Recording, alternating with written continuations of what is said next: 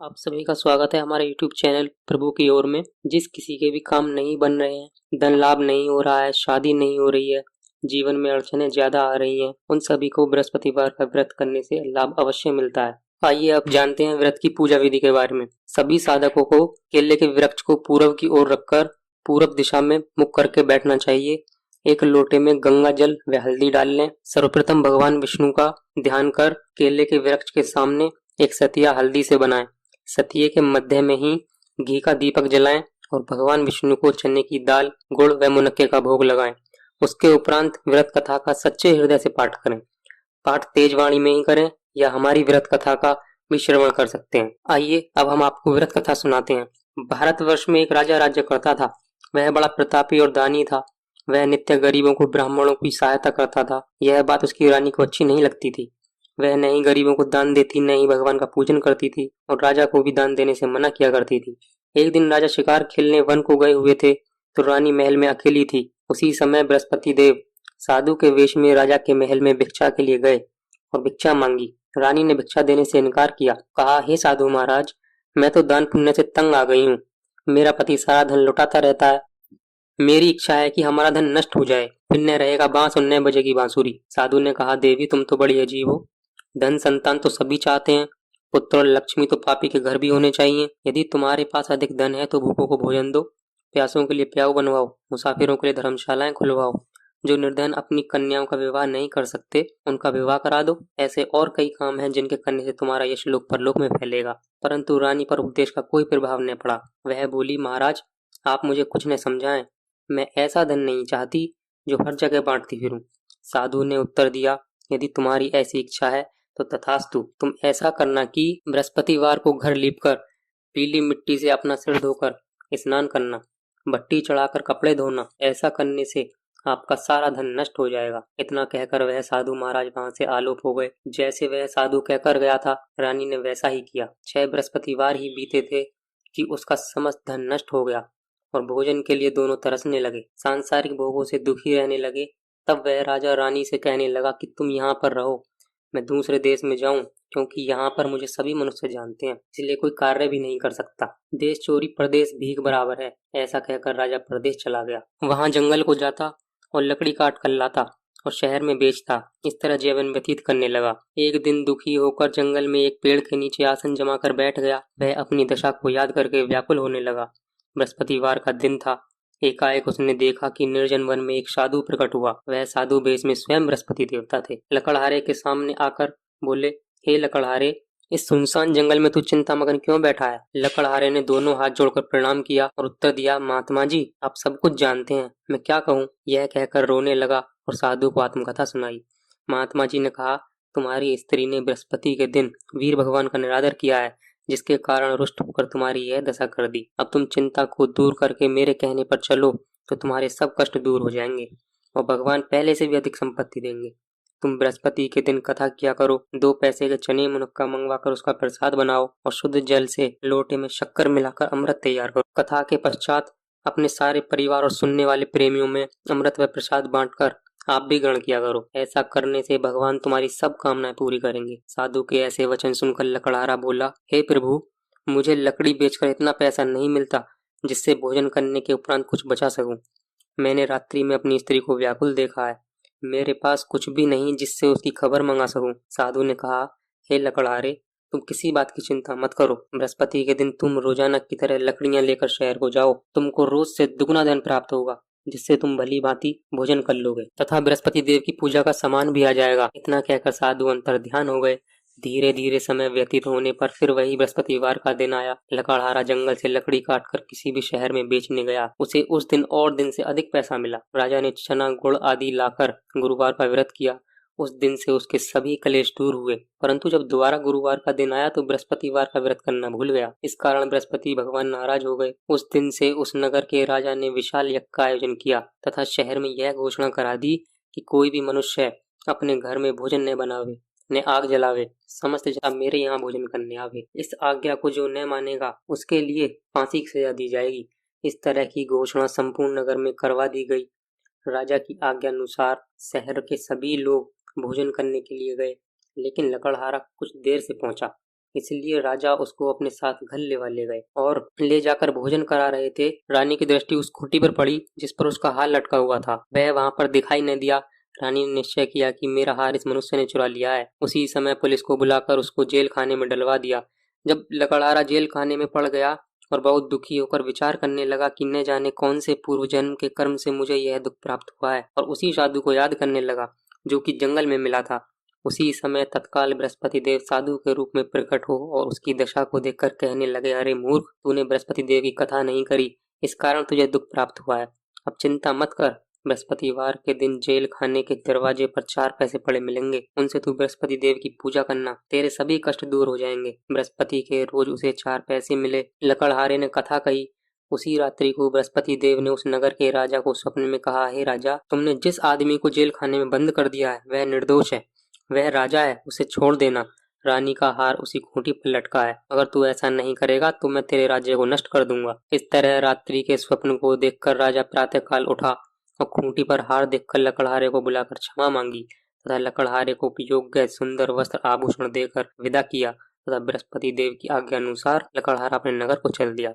राजा जब अपने नगर के निकट पहुंचा तो उसे बड़ा आश्चर्य हुआ। नगर में पहले से अधिक बाग, तालाब और कुएं तथा बहुत सी धर्मशालाएं, मंदिर आदि बन गई हैं। राजा ने पूछा, यह किसका बाग और धर्मशाला है? तब नगर के सब लोग कहने लगे, यह सब रानी और बांदी के हैं। तो राजा को आश्चर्य हुआ और गुस्सा भी आया। जब रानी ने यह खबर सुनी कि राजा आ रहे हैं तो उसने बांदी से कहा कि हे दासी, देख राजा हमको कितनी बुरी हालत में छोड़ गए थे, हमारी ऐसी हालत देखकर वह लौट न जाएं, इसलिए तू दरवाजे पर खड़ी हो जा। आज्ञा अनुसार दासी दरवाजे पर खड़ी हो गई। राजा आए तो उन्हें अपने साथ लेवा लाई। तब राजा ने क्रोध करके अपनी रानी से पूछा कि यह धन तुम्हें कैसे प्राप्त हुआ है? तब उन्होंने कहा, हमें यह सब धन बृहस्पति देव के व्रत के प्रभाव से प्राप्त हुआ है। राजा ने निश्चय किया कि 7 रोज बाद तो सभी बृहस्पति देव का पूजन करते हैं, परंतु मैं रोजाना दिन में 3 बार कहानी कहा करूंगा तथा रोज व्रत किया करूंगा। अब हर समय राजा के दुपट्टे में चने की दाल बंधी रहती तथा दिन में 3 बार कहानी कहता। एक रोज राजा ने विचार किया कि चलो अपनी बहन के यहाँ हुआ मैं। इस तरह निश्चय कर राजा घोड़े पर सवार हो अपनी बहन के यहाँ को चलने लगा। मार्ग में उसने देखा कि कुछ आदमी एक मुर्दे को लिए जा रहे हैं। उन्हें रोककर राजा कहने लगा, अरे भाइयों, मेरे बृहस्पति देव की कहानी सुन लो। वे बोले, लो, हमारा तो आदमी मर गया है, इसको अपनी कथा की पड़ी है। परंतु कुछ आदमी बोले, अच्छा कहो, हम तुम्हारी कथा भी सुनेंगे। राजा ने दाल निकाली और जब कथा आधी हुई थी कि मुर्दा हिलने लग गया, और जब कथा समाप्त हो गई तो राम राम करके मनुष्य उठकर खड़ा हो गया। आगे मार्ग में उसे एक किसान खेत में हल चलाता मिला। राजा ने उसे देखा और उससे बोला, अरे भैया, तुम मेरे बृहस्पतिवार की कथा सुन लो। किसान बोला, जब तक मैं तेरी कथा सुनूंगा तब तक 4 हरैया जोत लूंगा, जा अपनी कथा किसी और को सुनाना। इस तरह राजा आगे चलने लगा। राजा के हटते ही बैल पछाड़ खाकर गिर गए तथा उसके पेट में बड़ी जोर का दर्द होने लगा। उस समय उसकी माँ रोटी लेकर आई। उसने जब यह देखा तो अपने पुत्र से सब हाल पूछा और बेटे ने सभी हाल कह दिया।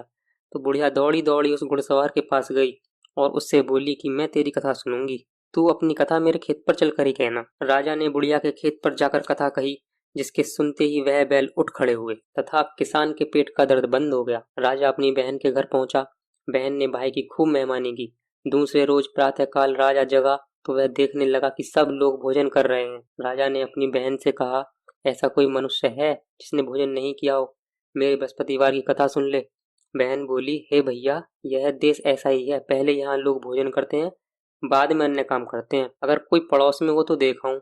वह ऐसा कहकर देखने चली गई, परंतु उसे कोई ऐसा व्यक्ति नहीं मिला जिसने भोजन न किया हो। अतः वह एक कुमार के घर गई जिसका लड़का बीमार था। उसे मालूम हुआ कि उनके यहाँ 3 रोज से किसी ने भोजन नहीं किया है। रानी ने अपने भाई की कथा सुनने के लिए कुमार से कहा। वह तैयार हो गया। राजा ने जाकर बृहस्पतिवार की कथा कही, जिसको सुनकर उसका लड़का ठीक हो गया। अब तो राजा की प्रशंसा होने लगी। एक रोज राजा ने अपनी बहन से कहा कि हे बहन, हम अपने घर को जाएंगे, तुम भी तैयार हो जाओ। राजा की बहन ने अपनी सास से कहा। सास ने कहा, हाँ चली जा, परंतु अपने लड़कों को मत ले जाना, क्योंकि तेरे भाई की कोई औलाद नहीं है। बहन ने अपने भैया से कहा, भैया मैं तो चलूंगी, कोई बालक नहीं जाएगा। राजा बोला, जब कोई बालक नहीं चलेगा तब तुम क्या करोगी? बड़े दुखी मन से राजा अपने नगर लौट आया। राजा ने अपनी रानी से कहा, हम निर्वंशी राजा हैं, हमारा मुंह देखने का धर्म नहीं है और कुछ भोजन आदि नहीं। रानी बोली, हे प्रभु, बृहस्पति देव ने हमें सब कुछ दिया है, हमें औलाद अवश्य देंगे। उसी रात को बृहस्पति देव ने राजा से स्वप्न में कहा, हे राजा, उठ, सभी सोच त्याग दे, तेरी रानी गर्भ से है। राजा को यह बात सुनकर बड़ी खुशी हुई। 9वें महीने में उसके गर्भ से एक सुंदर पुत्र पैदा हुआ। तब राजा बोला, हे रानी, स्त्री बिना भोजन के रह सकती है, बिना कहे नहीं रह सकती। जब मेरी बहन आवे तो तुम उससे कुछ कहना मत। रानी ने सुनकर हाँ कर दिया। जब राजा की बहन ने यह शुभ समाचार सुना तो वह बहुत खुश हुई तथा बधाई लेकर अपने भाई के यहाँ आई। तभी रानी ने कहा, घोड़ा चढ़कर तो नहीं आई, गधा चढ़ी आई। राजा की बहन बोली, भाभी मैं इस प्रकार न कहती तो तुम्हें औलाद कैसे मिलती। बृहस्पति देव ऐसे ही हैं, जैसी जिसके मन में कामनाएं हैं सभी को पूर्ण करते हैं। जो सद्भावना पूर्वक बृहस्पतिवार का व्रत करता है एवं कथा पढ़ता है अथवा सुनता है और दूसरों को सुनाता है, बृहस्पति देव उसकी मनोकामना पूर्ण करते हैं। भगवान बृहस्पति देव उसकी सदैव रक्षा करते हैं। संसार में जो मनुष्य सद्भावना से भगवान जी का पूजन व्रत सच्चे हृदय से करते हैं तो भगवान जी उनकी सभी मनोकामनाएं पूर्ण करते हैं। जैसी सच्ची भावना से रानी और राजा ने उनकी कथा का गुणगान किया तो उनकी सभी इच्छाएं बृहस्पति देव जी ने पूर्ण की थी। इसलिए पूर्ण कथा सुनने के बाद प्रसाद लेकर जाना चाहिए। हृदय से उनका मनन करते हुए जयकारा बोलना चाहिए। बोलो बृहस्पति देव की जय, बोलो विष्णु भगवान की जय। आइए हम सुनते हैं बृहस्पति देव जी की एक और कथा। प्राचीन काल में एक ब्राह्मण था। वह बहुत निर्धन था। उसके कोई संतान नहीं थी। उसकी स्त्री बहुत मलिनता के साथ रहती थी। वह स्नान न करती, किसी देवता का पूजन न करती। इससे ब्राह्मण देवता बड़े दुखी थे। बेचारे बहुत कुछ कहते थे किंतु उसका कुछ परिणाम न निकला। भगवान की कृपा से ब्राह्मण की स्त्री के कन्या रूपी रत्न पैदा हुआ। कन्या बड़ी होने पर प्रातः स्नान करके विष्णु भगवान का जाप बृहस्पतिवार का व्रत करने लगी। अपने पूजन पाठ को समाप्त करके स्कूल जाती तो अपनी मुट्ठी में जौ भर के ले जाती और पाठशाला के मार्ग में डालती जाती। तब ये जौ स्वर्ण के हो जाते। लौटते समय उनको बीन कर घर को ले आती थी। एक दिन वह बालिका सूप में उसे सोने के जौ को फटकार कर साफ कर रही थी कि उसकी पिता ने देख लिया और कहा, हे बेटी, सोने के जौ के लिए सोने का सूप होना चाहिए। दूसरे दिन बृहस्पतिवार था। इस कन्या ने व्रत रखा और बृहस्पति देव से प्रार्थना करके कहा, मैंने आपकी पूजा सच्चे मन से की हो तो मेरे लिए सोने का सूप दे दो। बृहस्पति देव ने उसकी प्रार्थना स्वीकार कर ली। रोजाना की तरह वह कन्या जौ फैलाती हुई जाने लगी।